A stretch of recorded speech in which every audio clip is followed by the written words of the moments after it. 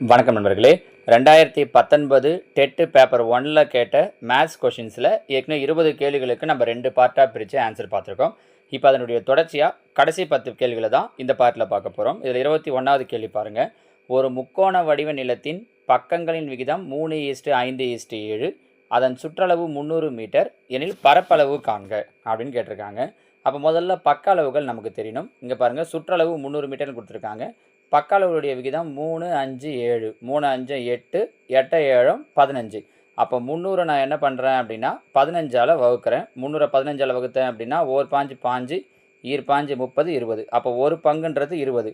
இங்கே 3 பங்கு, அப்போ 3 பங்கு 3 2 60, 5 பங்கு 2 10 100, 7 பங்கு 7 2 14 140. அப்போ என்ன அர்த்தம்னா பக்க அளவுகள் 60 100 140ன்னு அர்த்தம். கரெக்டாக?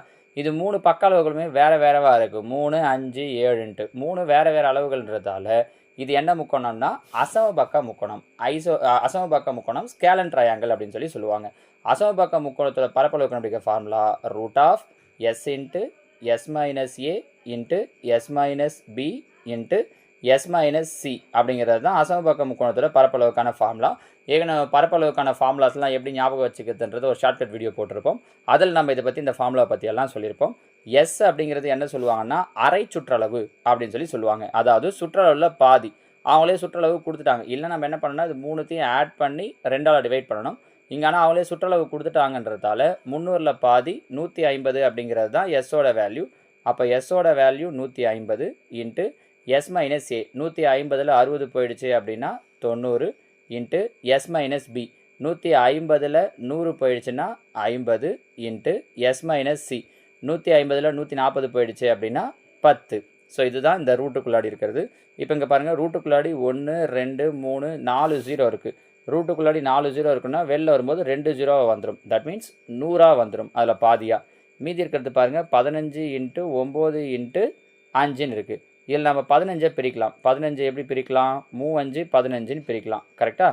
அப்போ பாருங்கள், இது ஒரு 5 இது ஒரு 5. இந்த 2 5 சேர்ந்து ஒரு 5. அதாவது ரூட்டுக்குள்ளாடி 2 5 இருக்குது. வெளில வரும்போது ஒரு 5ஆக வந்துடும். 9 9க்கு ரூட் எடுத்தோம் அப்படின்னா 3ஆக வந்துடும். இது இல்லாமல் இப்போ ரூட்டுக்குள்ளாடி எது மட்டும் நிற்கும் அப்படின்னா இந்த 3 மட்டும் தனியாக நிற்கும். அப்போ ரூட் 3 தனியாக இருக்கும். அப்போ 3 5 15 இன்ட்டு 100 1500 ரூட் 3 அப்படிங்கிறது தான் இந்த கேள்விக்கு உண்டான சரியான விடை. புரியுதான்னு பாருங்கள். முதல்ல பக்க அளவுகளை கண்டுபிடிச்சிடறோம். அதுக்கப்புறமா அசமபக்க முக்கோணத்தோட பரப்பளவுக்கான ஃபார்முலாவை யூஸ் பண்ணுறோம். சரிங்களா? 22வது கேள்வி. 5 ஆண்டுகளுக்கு முன் நூரியின் வயது சோனுவின் வயதை போல 3 மடங்கு. முதல்ல இந்த ஸ்டேட்மெண்ட்டை வச்சு பார்ப்போம். இவங்க கேட்டிருக்கிறது அவருடைய தற்போதைய வயதுன்னு கேட்டிருக்காங்க. சொல்லியிருக்கிறது 5 ஆண்டுகளுக்கு முன்பு 3 மடங்காக இருக்கணும். பாருங்கள், 15 45 5 வருஷத்துக்கு முன்னாடி 10ஆக இருக்கும். ஏன்னா 15 5 போச்சுன்னா 45. 5 வருஷத்துக்கு முன்னாடி 45 5 போயிடுச்சுன்னா 40ன்னு இருக்கும். 3 மடங்குன்னு சொல்லியிருக்காங்க. 3 30ன்னு வந்திருக்கணும். 40ன்னு வருது. அப்போ இது ஆன்சர் இல்லை. இங்கே பாருங்கள், 20 20ல் 5 வருஷத்துக்கு முன்னாடினா 15, 50ல் 5 வருஷத்துக்கு முன்னாடினா 45, 3 45 கரெக்டாக வருது. அடுத்த ஸ்டேட்மெண்ட்டு சரியாகதான்னு பார்த்துடலாம். 10 ஆண்டுகளுக்கு பின் நூரின் வயது சோனின் வயதை போல் 2 மடங்கு. 10 வருஷத்துக்கு அப்புறம்னா இப்போ 20 10 வருஷத்துக்கு அப்புறம் 30 ஆகிடும். இப்போ 50 10 வருஷத்துக்கு அப்புறம் 60 ஆகிடும். 2 மடங்கு 30ஓட 2 மடங்கு 30 2 60. இந்த ஸ்டேட்மெண்ட்டையும் ஃபுல்ஃபில் பண்ணுது. So answer option B 20, 50. நீங்கள் மீதி ஸ்டேட்மெண்ட்டை போட்டு பார்த்தீங்க அப்படின்னா கரெக்டாக வருமானு பார்த்தா வராது. ஆனால் ஒரு விஷயம் கவனிக்க வேண்டியது இருக்குது. 20, 50ன்னு கொடுத்துருக்காங்க, 50, 20ன்னு கொடுத்துருக்காங்க. கரெக்டாக? இதில் நம்ம எதை எடுத்துக்கிறது அப்படிங்கிறது இருக்குது. ஏன்னா இதை மாற்றி போட்டு பார்த்தீங்கன்னா இந்த ஆன்சர் உங்களுக்கு 2 மடங்காக வரும், 3 மடங்காக வரும். இதில் பாருங்கள், நூரியின் வயது சோனுவின் வயதை போல் 3 மடங்குன்னு கொடுத்துருக்காங்க. அப்போ முதல்ல சொல்லியிருக்கிறவங்களுக்கு தான் ரெண்டாவது சொல்லியிருக்கிறவங்களோட வயசு அதிகம். கரெக்டாக? நூரி மற்றும் சோனு. நூரியுடைய வயசு சோனுவோட வயசை மாதிரி 3 மடங்குன்னா இவங்களுக்கு ஒரு வயசுன்னா இவங்களுக்கு 3 வயசு. கரெக்டாக? அப்போ இவங்கள மாதிரி 3 மடங்குன்னா நூரிக்கு தான் வயசு அதிகமாக இருக்கும். அவங்க ஃபஸ்ட்டு சொல்லியிருக்கிறதும் நூரியை தான் சொல்லியிருக்காங்க. அப்போ நூரியுடைய வயசு தான் அதிகம். ஸோ எது வராதுன்னா 20, 50 வராது. 50, 20ன்றது தான் வரும். நம்ம சொல்கிறது புரியுதுங்களாமா? இதில் இன்னொரு ட்ரிக் ஒன்று ஈஸியாக இருக்குது. நம்ம இப்போ இவ்வளோ தூரம் உங்களுக்கு ஐடியா சொன்னால இது எதுவுமே இல்லாமல் ஆப்ஷனில் இருந்து எதையுமே போட்டு பார்க்காம டக்குன்னு சொல்ல முடியும். எப்படி சார்னா இப்போ சொன்ன அதே விஷயந்தான். நூரியின் வயது சோனுவின் வயதை போல் 3 மடங்கு. அப்போ சோனு மாதிரி 3 மடங்குன்னா நூரி தான் பெரியவங்க, சோனு சின்னவங்க. கரெக்டாக? கொஷின் என்ன கேட்டிருக்காங்கன்னு பாருங்கள். நூரி மற்றும் சோனுவின் வயதுகள் முறையே. நூரி தான் பெரியவங்க, சோனு தான் சின்னவங்க. அப்போ நூரியுடைய வயசு தான் அதிகமாக இருக்கணும். ஸோ முதல் நம்பர் பெரிய நம்பராக இருக்கணும், ரெண்டாவது நம்பர் சின்ன நம்பராக இருக்கணும். இது தப்பு, இது தப்பு, இது தப்பு. சி மட்டும்தான் ஆன்சர். வேறு எதுவுமே அதில் சம்மு போட தெரியலனா கூட போட்டுடலாம் பாருங்கள். ஏன்னா எக்ஸாமில் அவங்க நமக்கு கொடுக்குற டைம் ரொம்ப லிமிட்டட் டைம் தான், டைம் கம்மி. அதுக்குள்ளே நம்ம ஆன்சரை போட்டு முடிக்கணும்னா இந்த மாதிரி ட்ரிக்கெல்லாம் யூஸ் பண்ணால் சட்டுன்னு போட்டுடலாம் பாருங்கள். அப்போ இந்த ஐடியா தெரிஞ்சதுன்னா இதுக்கு நம்ம மெத்தடே தேவையில்லை, ரொம்ப ஈஸியாக சொல்லிகிட்டு இருக்கலாம். ஓகேவா? அடுத்து 23 பாருங்கள். x plus a, x plus b, x plus c equal to x cube minus 10x square plus 45x minus 15 எனில் a plus b plus c, ab, bc, ca, abc ஆகியவற்றின் மதிப்புகள் முறையே. ஒன்றும் இல்லை, எக்ஸ் ஸ்கொயருடைய கெழு தான் a plus b plus c. X ஸ்கொயருடைய கெழு என்ன இருக்குது? -10. ஸோ ஃபஸ்ட்டுக்கு ஆன்சர் -10. ABBCCA அடுத்த நம்பர் எக்ஸோட கெழு என்ன இருக்குது? +45. அப்போ அதுக்கு 45. ஏபிசிங்கிறது மாறிலி உறுப்பு என்ன இருக்குது? -15. ஸோ ஆன்சர் -10, 45, -15 எங்கே இருக்குது? இதோ இருக்குது பாருங்கள். ஆப்ஷன் டி தான் இதற்குண்டான சரியான விடை. புரிஞ்சுக்க முடியுதுங்களா? அடுத்ததாக கேள்வி எண் 24. √2116 = 46 எனில் √21.16 + √0.2116 + √0.002116 என்பதன் மதிப்பு. இதோட வேல்யூ 46னா இங்கே பாருங்கள், புள்ளிக்கு அப்புறம் 2 நம்பர் இருக்குது ரூட்டுக்குள்ளாடி. அப்போது நான் ரூட் எடுக்கிறப்ப புள்ளிக்கு அப்புறம் ஒரு நம்பர் இருக்கணும். அப்போ 4.6. இங்கே புள்ளிக்கு அப்புறம் 4 நம்பர் இருக்குது. அப்போ ரூட் எடுக்கிறப்ப புள்ளிக்கு அப்புறம் 2 நம்பர் இருக்கணும். ஸோ 0.46. இங்கே புள்ளிக்கு அப்புறம் 6 நம்பர் இருக்குது. ரூட் எடுக்கும்போது 3 நம்பர் வரணும். 0.046. ஓகேவா? ஏன்னா எல்லாமே இந்த நம்பர் தான், 2116 தான். இப்போ இது மூணுத்தையும் ஆட் பண்ணிட்டா முடிஞ்சிச்சு. பாருங்கள், 6 6 10க்கு 0 மீதி 1, 6 11 11 மீதி 1, 4 1 5. So answer 5.106. 5.106 option C. சரிங்களாம்மா? அடுத்ததாக கேள்வி எண் 25. ஒரு ஊசல் ஆடும் பொழுது 30 டிகிரி கோணத்தையும் 11 சென்டிமீட்டர் வில்லின் நீளத்தையும் அமைக்கிறது எனில் ஊசலின் நீளம் காண்க. இங்கே நம்ம என்ன தப்பு பண்ணுறோம்னா, ஊசலின் நீளம்னு ஒன்றே நமக்கு தெரியும் ஃபார்முலா L = θ/360 × 2πr அப்படிங்கிறது தான் ஃபார்முலா வட்டக்கோண பகுதியினுடைய சுற்றளவு, இந்த வில்லின் நீளம் கண்டுபிடிக்கிறதுக்கு. ஆனால் இந்த 11 சென்டிமீட்டருங்கிறது தான் வில்லின் நீளம். நம்ம ஏற்கனவே வட்டக்கோண பகுதியை பற்றி சில வீடியோஸ் போட்டிருக்கோம். இந்த வட்டக்கோண பகுதியினுடைய வில்லின் நீளம் L கொடுத்துட்டாங்க. அவங்க கேட்குறது ஊசலின் நீளம். ஊசலின் நீளம்னா இந்த ரேடியஸ் என்னன்னு கேட்குறாங்க. அப்போ L தான் 11 சென்டிமீட்டர். கொண்டு வந்து அப்ளை பண்ணுங்க பார்க்கலாம். Lக்கு பதில் 11 = θங்கிறது தான் 30 டிகிரி. அப்போ 30/360 360 × 2πr 2 × பையோட வேல்யூ 22/7 × ஆரம் தெரியாது, அதை தான் அவங்க கேட்டிருக்காங்க. 0 0 கேன்சல் ஆகிடும். 1 3 3 12 3 36 1 2 6 2 12 3 2 6 11 2 22 11 11 கேன்சல் ஆகிடும். மீதி இருக்கிறது 3 × 7 7 21 ஈக்குவல்ட்டுக்கு இந்த பக்கம் வந்துடும். அப்போ ஆரம் எவ்வளோ கிடைக்குது அப்படின்னா 21 சென்டிமீட்டர். Option D. ஓகேங்களா? அடுத்ததாக கேள்வி எண் 26. sin 3a = cos a - 26 மற்றும் 3a என்பது குறுங்கோணம் எனில் ஏயின் மதிப்பு. இதை நம்ம எங்கே சொல்லியிருக்கோம் அப்படின்னா, முக்கோணவியல் பற்றி ஒரு 5 வீடியோ நம்ம போட்டிருக்கோம், பார்ட்டாக பிரித்து. அதில் நிரப்பு கோணங்களுக்கான விதிகள் அப்படின்ட்டு நம்ம போட்டிருப்போம். அதில் நம்ம இதை பற்றி சொல்லியிருக்கோம். இந்த பக்கம் சைன், இந்த பக்கம் காசு இருக்குன்னா ஏதாவது ஒரு பக்கத்தில் இருக்கிறத நம்ம என்ன பண்ணிக்கலாம்னா 90லேருந்து மைனஸ் பண்ணிக்கலாம். இந்த பக்கம் சின்னதாக இருந்தால் இங்கே 90லேருந்து பண்ணலாம். இங்கே தான் வெறும் 3n ஒரே ஒரு நம்பர் இருக்குன்றதால இங்கே எந்த பக்கம் பண்ணாலும் ஓகே தான். அப்போ இங்கே 90 - 3a = இந்த சைனையும் காசையும் விட்டுடலாம். அதுதான் நம்ம இதை பண்ணுறது. அப்போ இங்கே காசுக்கு அப்புறம் இருக்கிறது a - 26. புரியுதான்னு பாருங்கள். ஏதாவது ஒரு பக்கம் 90 மைனஸ்னு போடணும். நான் லெஃப்ட் சைடில் போட்டுக்கிறேன். அப்போ இப்போ ஏவெல்லாம் ஒரு சைடு, நம்பர் எல்லாம் ஒரு சைடு. -26 இங்கே வந்துருச்சுன்னா +26. 90 + 26 = a. -3a இங்கே வந்துச்சுன்னா +3a. அப்போ ஏவையும் 3aவையும் ஆட் பண்ணால் 4a = 90 26 ஆட் பண்ணோம் அப்படின்னா 116. 4ஆம் வாய்ப்பாட்டில் அடிக்கலாம் பாருங்கள். 1 நாள் 4, 2 நாள் 8, மீதி 3, 9 நாள் 36.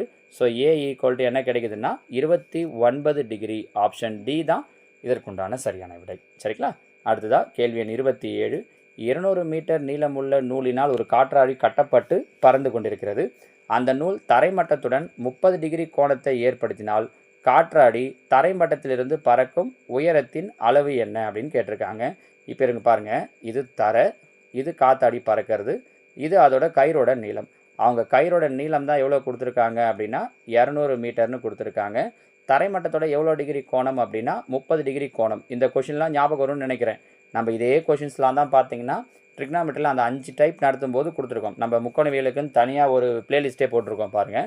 அதில் அந்த 5 டைப் இருக்கும். அதில் இந்த மாடல் கொஷினில் நம்ம டைப் 5ல் நடத்தியிருக்கோம். அவங்க கேட்குறது பறக்கக்கூடிய உயரம். இந்த உயரம் என்றது தான் கேள்வி. பாருங்கள், இது டீட்டா, இது டீட்டாவுக்கு எதிர்பக்கம், இது கர்ணம். இதெல்லாம் எப்படி கண்டுபிடிக்கிறதுனா நம்ம அந்த வீடியோவில் சொல்லியிருக்கோம். அப்போ எதிர்பக்கத்தையும் கர்ணத்தையும் ஜாயின் பண்ணுற formula sine theta. So sine 30 degree equal to எதிர்பக்கம் தெரியாது, நான் எக்ஸ்ன்னு வச்சுக்கிறேன், பை கர்ணம் தான் என்ன கொடுத்துருக்காங்க 200. சைன் 30 டிகிரியுடைய வேல்யூ தெரியும். அங்கேயும் நம்ம இதையும் பார்த்தீங்கன்னா டைப் 2ல் சொல்லியிருக்கோம். சைன் 30 டிகிரியுடைய வேல்யூ 1/2. இங்கே வகுத்தில் இருக்கிற 200 ஈக்குவல்ட்டுக்கு இந்த பக்கம் வந்துருச்சுன்னா பெருக்கல். அப்போ 200/2, 1/2, 100, 200. அப்போ எக்ஸோட வேல்யூ என்ன கிடைக்குது அப்படின்னா 100.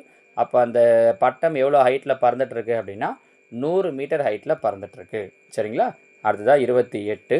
X equal to X such that X equal to 4 × n-1, n belongs to n. அப்போ இங்கே பாருங்கள், n பிலாங்ஸ் டு n-னா n-க்கு பதில் நேச்சுரல் நம்பர் 1, 2, 3, 4ன்னு அப்ளை பண்ணணும். அப்போ எக்ஸ் ஈக்குவல் டு n-க்கு பதில் 1ன்னு போட்டிங்கன்னா 1 - 1 0, 4 × 0 0, 2ன்னு போட்டோன்னா 2 - 1 1, 4 1 4, 2ன்னு போட்டோம் 3ன்னு போட்டோன்னா 3 - 1 2, 4 2 8. அப்போ எக்ஸோட வேல்யூ 4 8, அதாவது 0 4 8 12 16 20 24ன்னு போய்கிட்டே இருக்கும். கரெக்டாக? இதே மாதிரி ஒய் பாருங்கள், ஒய் ஈக்குவல் டு இங்கே அதே மாதிரி 3n - 2n - 1. அப்போ n-க்கு பதில் இங்கே n பிலாங்ஸ் டு n தான். n-க்கு பதில் 1ன்னு போட்டிங்கன்னா 3 அப்படின்னா 3 மைனஸ் 1 2 2 -1, 3ல் 2 போயிடுச்சுன்னா 1, 1 - 1 0. அடுத்தது n-க்கு பதில் 2ன்னு போடுறேன். 3/2, 3/2னா 9, மைனஸ் 2ன்னு போட்டோன்னா 2 4 -1, 9ல் 4 போயிடுச்சுன்னா 5, 5ல் 1 போயிடுச்சு அப்படின்னா 4. அப்போ 0 4.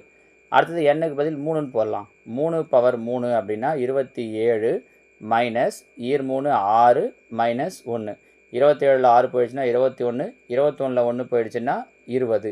இப்படின்னு போயிட்டே இருக்கும். 4 போடுறோம் அப்படின்னா 3/4, அப்போ 81, மைனஸ் இங்கே 4ன்னு போட்டோம்னா இங்கே 8 9, அப்படின்னா 72ன்னு வரும். ஸோ இப்படின்னு போய்கிட்டே இருக்கும். இதில் பாருங்கள், 0 இங்கே வந்துடுச்சு, 4 இங்கே வந்துடுச்சு, 20 இங்கே வருது. அப்போ 72ல் தொடங்கி எல்லாமே வரும். அவங்க என்ன கேட்டிருக்காங்கன்னா எக்ஸையும் ஒய்யையும் சேர்த்தா என்ன கிடைக்கும்னு கேட்டிருக்காங்க.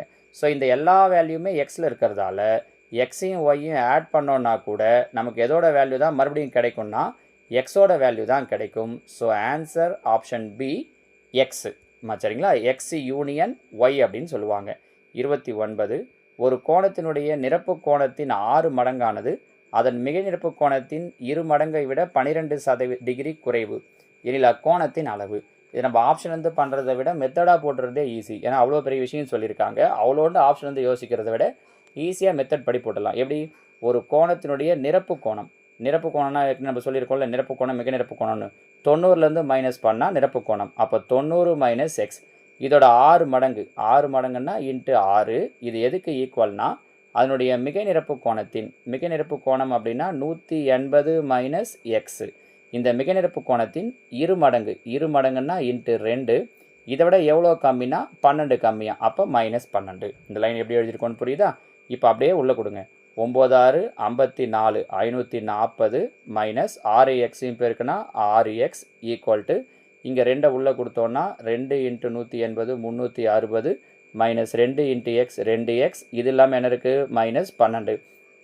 எக்ஸ் எல்லாம் ஒரு சைடு, நம்பர் எல்லாம் ஒரு சைடுன்னு கொண்டு வாங்க. 540.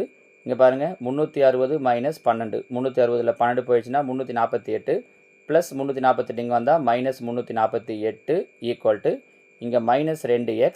இந்த -6x அந்த பக்கம் வந்துடுச்சுன்னா +6x. அப்போ இதுலேருந்து இதை மைனஸ் பண்ணுறோம். 540லேருந்து 348 மைனஸ் பண்ணுறோம் அப்படின்னா 10ல் 8 போயிடுச்சுன்னா 2, 4ல் 4 3ல் 4 போயிடுச்சுன்னா 9, கரெக்டாக 13, 13ல் 4 போயிடுச்சுன்னா இங்கே 4 இருக்கும், 4ல் 3 போயிடுச்சுன்னா 192. அப்போ அடுத்ததாக பாருங்கள், இங்கே 6xல் 2x போயிடுச்சுன்னா 4x. அப்போ பெருக்கல்ல இருக்கிற 4 இந்த பக்கம் கொண்டு வரேன், வகுத்தல்.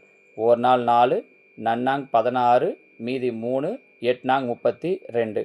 அப்போ எக்ஸோட வேல்யூ என்ன கிடைக்குது அப்படின்னா 48ன்னு கிடைக்குது. So answer 48 degree. இது நீங்கள் ஆப்ஷன் வந்து யோசிச்சிங்கன்னா ரொம்ப பெருசாக இருக்கிற மாதிரி இருக்கும். அதுக்கு நம்ம இந்த மாதிரியே போட்டு முடிச்சிடலாம். சரியா? அடுத்து 30வது கேள்வி பாருங்கள். n of A equal to 285, n of B equal to 195, n of U equal to 500 மற்றும் n of A union B equal to 410 எனில் n of A dash union B dash. இங்கே என்ன ஃபார்முலா தெரியணும் அப்படின்னா n of A union B equal to n of A plus n of B minus n of A intersection B. இந்த formula தெரிஞ்சிருக்கணும். 9th புக்கில் இருக்குது. n of A union B எவ்வளோ கொடுத்துருக்காங்க? 410 ஈக்குவல் டு n ஆஃப் ஏ எவ்வளோ கொடுத்துட்டாங்க? 285 plus n of B எவ்வளோ கொடுத்துருக்காங்க? 195 மைனஸ் ஃபஸ்ட் நம்ம இந்த n of A intersection B கண்டுபிடிச்சிடணும். கரெக்டாக? இது என்னன்றதை கண்டுபிடிக்கலாம். இப்போ பாருங்கள், இது ரெண்டுத்தையும் கூட்டினோன்னா என்ன கிடைக்குது? 0, 10 8 18, மீதி 1, 480. இந்த ப்ளஸ் 410 இங்கே வந்துடுச்சுன்னா மைனஸ் 410. அப்போ 480ல் 410 போயிடுச்சு அப்படின்னா இந்த n of A intersection B 70ன்னு கிடச்சிரும். கரெக்டாக? ஆனால் அவங்க இதை கேட்கல. n of A dash union B dash ஒன்றும் இல்லை. A dash union B dash வேணும்னா அவங்க இங்கே n ஆஃப் யூ கொடுத்துருக்காங்க பார்த்தீங்களா, 500. இந்த 500லேருந்து நமக்கு கிடைச்ச இந்த 70 மைனஸ் பண்ணிட்டா முடிஞ்சிடுச்சு. 500ல் 70 மைனஸ் பண்ணோம் அப்படின்னா 430. ஸோ சரியான விடை ஆப்ஷன் ஏ 430, 430. சரிங்களாம்மா? ஸோ இதோட பார்த்தீங்கன்னா 2019 டிஎன் டெட்டில் பேப்பர் 1ல் அவங்க கேட்ட 30 கேள்விகளுக்கான விடைகளும் முடியுது. இதே மாதிரி நாளைக்கு நான் என்ன பண்ணுறேன் அப்படின்னா, இதே 2019 பேப்பர் 2 கேட்டாங்க இல்லைங்களா, அதில் இருக்கக்கூடிய மேத்ஸ் கொஷின்ஸை நான் 10 அவங்களுக்கு போடுறேன். நீங்கள் அதெல்லாமும் ப்ராக்டிஸ் பண்ணிங்கன்னா இப்போ நீங்கள் எழுத போகிற second grade teachers exam attend பண்ணுறதுக்கு இந்த சம்ஸ் எல்லாம் உங்களுக்கு யூஸ் ஆகும். ஓகேவாம்மா? தேங்க்யூ.